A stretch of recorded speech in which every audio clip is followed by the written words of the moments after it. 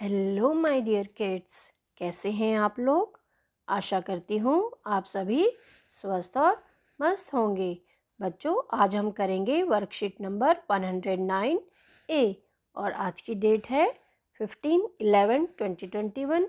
आज हम करेंगे हिंदी की वर्कशीट जिसमें हमारा विषय रहेगा पाठ 12 सुनीता की पहिया कुर्सी। तो चलिए बच्चों, शुरू करते हैं आज की वर्कशीट।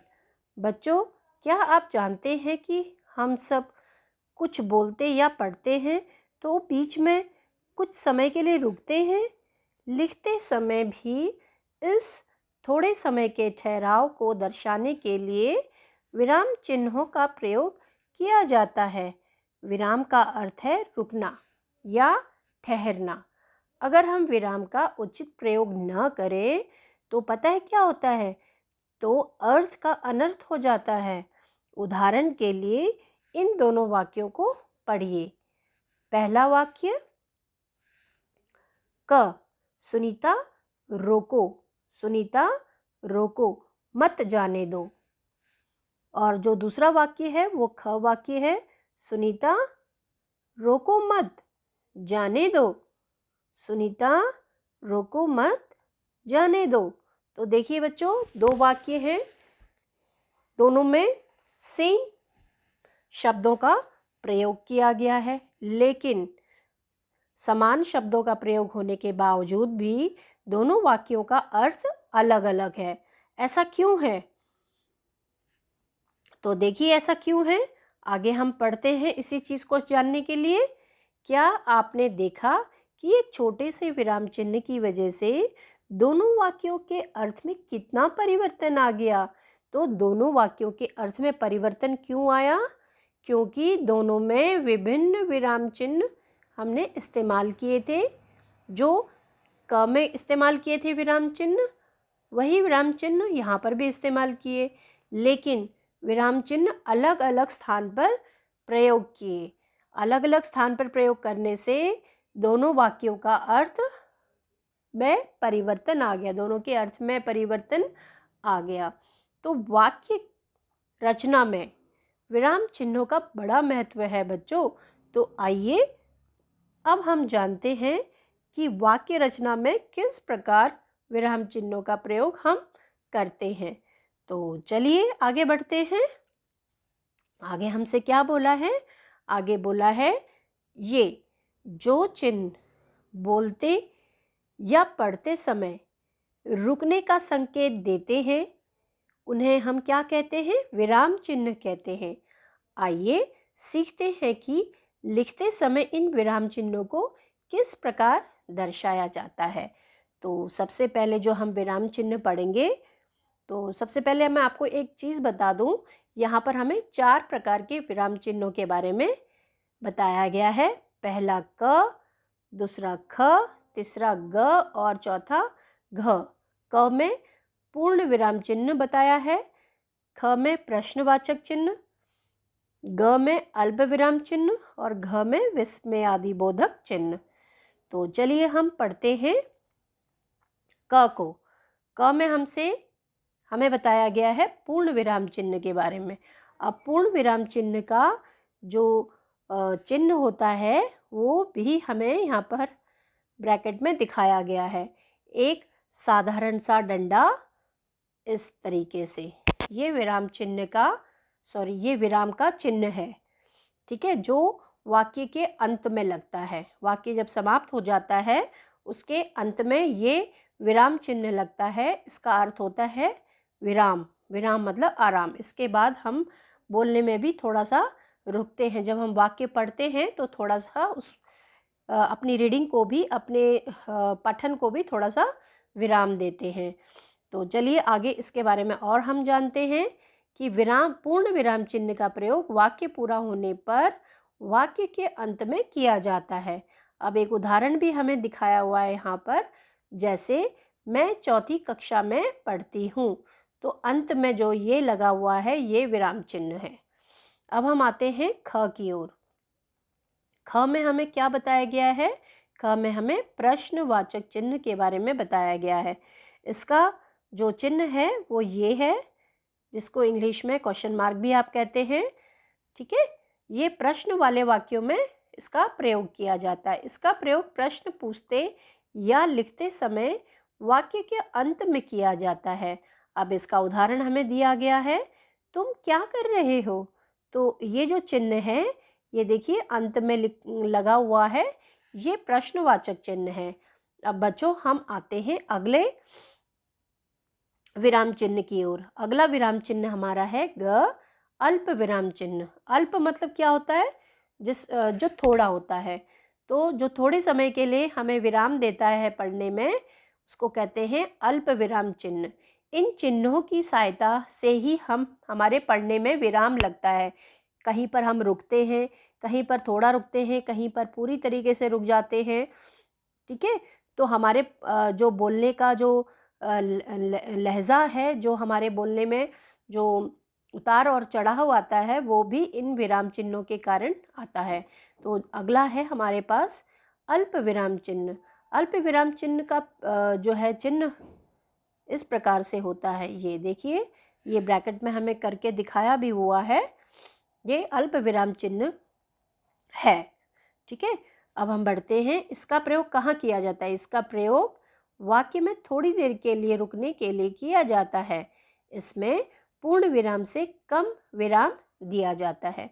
जैसे उदाहरण, सुनीता, रेनू और नेहा मेला देखने गए। सुनीता, अब ये 3 बच्चे हैं, अलग अलग हैं, इसीलिए बीच में ये अल्प विराम चिन्ह का प्रयोग किया गया। देखिए सुनीता, फिर मैं रुकी हूँ, फिर रेनू और नेहा मेला देखने गए। अब हम बढ़ते हैं अगले विराम चिन्ह की ओर, जो है घ विस्मयादिबोधक चिन्ह। विस्मयादिबोधक चिन्ह, इसका जो चिन्ह है वो इस तरीके से होता है। ठीक है, अब इसका प्रयोग दुख, आश्चर्य, खुशी, घृणा आदि भावों को प्रकट करने के लिए किया जाता है। जैसे कि वाह तुमने तो कमाल कर दिया, वाह तुमने तो कमाल कर दिया। तो यहाँ पर जो है खुशी बताई जा रही है, भाव बताए जा रहे हैं कि तुमने कमाल कर दिया है, तारीफ की जा रही है। तो वाह शब्द जो है ये हमें जो है तारीफ वाला शब्द है, तो इसके आगे जो है ये इसके आगे हम विस्मयादिबोधक चिन्ह लगाएंगे। ठीक है, तो ये वाक्य के अंत में भी लग सकता है, वाक्य के बीच में, जहाँ पर भी हमारे भाव, जिस शब्द से हमारे भाव प्रकट हो रहे हैं उसके बाद ये लगता है। अब हम आगे बढ़ते हैं। आगे हमसे क्या पूछा गया, इन विराम चिन्हों से संबंधित हमसे कुछ प्रश्न पूछे गए हैं, तो हम उन्हें करते हैं। पहला, नीचे दिए गए विराम चिन्हों के सामने उनके नाम लिखिए। तो सबसे पहला जो चिन्ह दिया हुआ है, इस विराम चिन्ह का नाम है पूर्ण विराम चिन्ह। पूर्ण को हम ऐसे लिखते हैं, पूर्ण विराम चिन्ह। जो में छोटी की मात्रा आधा, इसके आगे हलंत लगाएंगे नीचे और चिन्ह। ठीक है बच्चों, अब हम आगे बढ़ते हैं। आगे हमें जो चिन्ह दिया गया है ये प्रश्नवाचक चिन्ह है, तो इसके आगे हम लिख देते हैं, इस जो खाली स्थान दिया है इसमें आप लिखेंगे प्रश्नवाचक चिन्ह।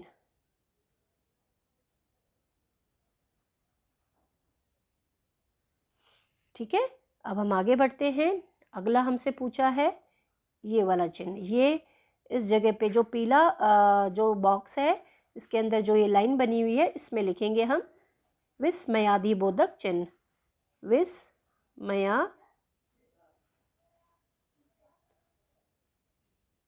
विस्मयादिबोधक चिन्ह।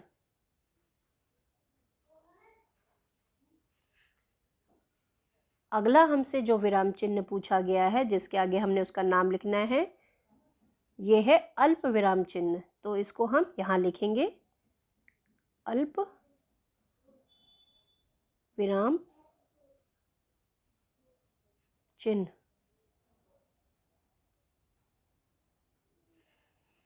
चलिए अब हम बढ़ते हैं अगले प्रश्न की ओर। अगले में हमसे क्या पूछा गया है, प्रश्न संख्या 2, नीचे लिखे वाक्यों में उपयुक्त विराम चिन्ह लगाकर इन्हें अपनी कॉपी में लिखिए। तो क में हमसे पूछा है, जो अब देखिए इस वाक्य में कोई भी विराम चिन्ह नहीं लगा है, हमने इसमें उचित विराम चिन्ह लगाना है। सुनीता थोड़ी देर रुक कर उन्हें रस्सी कूदते और गेंद खेलते देखती रही। तो यहाँ पर रस्सी कूदते, यहाँ पर कॉमा लगेगा, फिर उसके बाद गेंद खेलते देखती रही और यहाँ पर पूर्ण विराम लग जाएगा। ख में ये सब लोग मेरी तरफ भला इस तरह क्यों देख रहे हैं। ठीक है, तो ये एक विस्मयादिबोधक चिन्ह है, इसमें भाव बताए गए हैं कि क्यों देख रहे हैं, तो यहाँ पर विस्मयादिबोधक चिन्ह लगेगा। अब हम ग की तरफ बढ़ते हैं। तुम्हारे पास यह अजीब सी चीज़ क्या है। इसमें प्रश्न पूछा गया है तो यहाँ पर प्रश्न चिन्ह लगेगा। अब घ में बढ़ते हैं। घ करते हैं। अमित झट से सुनीता की पहिया कुर्सी के पीछे चढ़ गया। तो ये एक साधारण सा वाक्य है, तो इसमें पूर्ण विराम लगेगा। अच्छा, अब हम आगे बढ़ते हैं। आगे हमारा है बातचीत का सेक्शन। बातचीत के सेक्शन में हमें एक चित्र दिया हुआ है बच्चों। चित्र में दो बच्चे हैं जो आपस में कुछ बातें कर रहे हैं और ये एक बड़ा व्यक्ति है जो इनसे उम्र में बड़ा लग रहा है। अब इनके लिए हमने संवाद बनाने हैं और फिर उसको बोलना है और फिर अपनी कॉपी में लिखना है। इस बच्ची का नाम हम मीना रख देते हैं, ठीक है, और इस बच्चे का नाम हम रख देते हैं राहुल। और ये व्यक्ति जो यहाँ पर खड़ा है, इसे हम इन दोनों का पिता बना देते हैं। तो चलिए इनके लिए हम संवाद लिखते हैं। तो सबसे पहले मीना के लिए लिखेंगे। तो मीना बोल रही है, भैया। तो संवाद लिखते हैं। तो आपको बताया था कि जो बोल रहा होता है उसका नाम लिखते हैं, उसके बाद उसके संवाद।